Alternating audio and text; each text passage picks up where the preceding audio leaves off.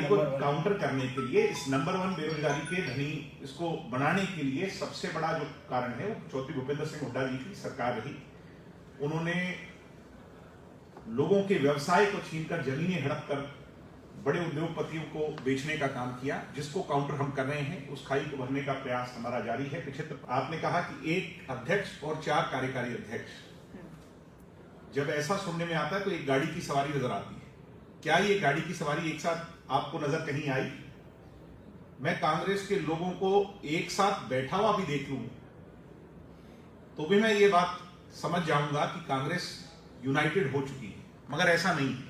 राहुल गांधी जी नेपाल के दौरे पर हैं, कुलदीप जी उनका इंतजार कर रहे हैं। हमें उम्मीद है जैसे पंचायत चुनाव की उत्सुकता है वैसे ही यूएलबी चुनावों की भी बहुत उत्सुकता लोगों में है।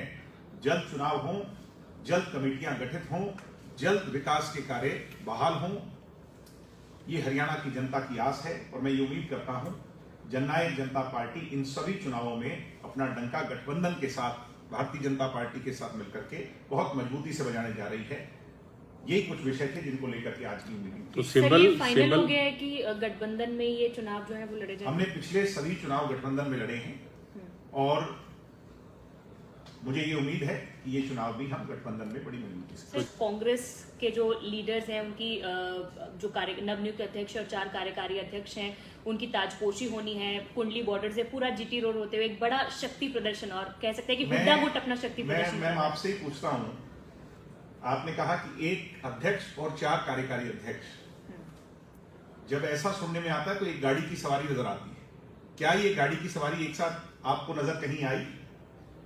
मैं कांग्रेस के लोगों को एक साथ बैठा हुआ भी देख लूं तो भी मैं ये बात समझ जाऊंगा कि कांग्रेस यूनाइटेड हो चुकी है, मगर ऐसा नहीं है। राहुल गांधी जी नेपाल के दौरे पर हैं, कुलदीप जी उनका इंतजार कर रहे हैं और ये जो लोग हैं ये आपस में, मैं भिवानी के दौरे पर था, वहां मैडम हमारी बड़ी बहन श्रुति जी, उन्होंने किसी की तस्वीर ही नहीं लगाई, वो आज आई नहीं। उन्होंने अपने आप को बताया कि कोरोना से संक्रमित हैं।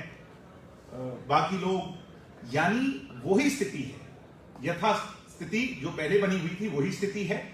वो चेहरा बदलने, क्या कहावत थी कि बोतल बदल जाने से उसके इंग्रेडिएंट नहीं, वो इंग्रेडिएंट वही है। अब तो बोतल पर वो कवर नया लगा है।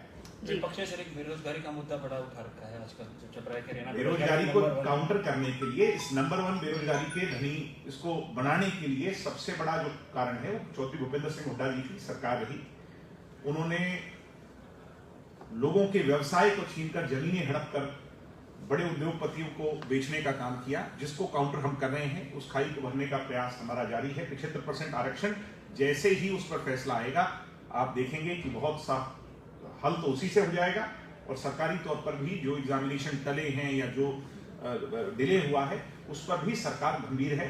सरकार भी ये चाहती है कि युवा बेरोजगार ना हो, युवा उसके साथ खड़ा हो, युवा रोजगार के अवसर पाए और किसी भी तरह से युवा को कोई कठिनाई ना हो, इस बात के लिए हम प्रयास। तो पंजाब में जैसे आम आदमी पार्टी की जीत के बाद हरियाणा में जैसा उठा था, तो आप उसको कैसे देखते हैं आने वाले समय में? नहीं, ऐसा कुछ हुआ ही नहीं था।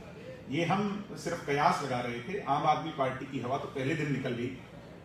कहीं भी चुनाव लड़े जाते हैं चेहरे पर। आज हमारी पार्टी का चेहरा दुष्यंत जी है, उनके चेहरे पर हमने चुनाव लड़ा। भगवंत मान के चेहरे पर चीफ मिनिस्टरशिप हासिल हुई, सरकार बनी। हरियाणा में कोई चेहरा नहीं है। ये बात मेरी आज आप लिख लीजिए। शायद मैं इतना राजनीति में मैच्योर नहीं हूं, फिर भी मैं कह सकता हूं कि चेहरा जब तक नहीं होगा, जब तक आम आदमी पार्टी का हरियाणा में उदय नहीं हो सकता। और चेहरा मेरे हिसाब से आज की इस पूरे परिप्रेक्ष्य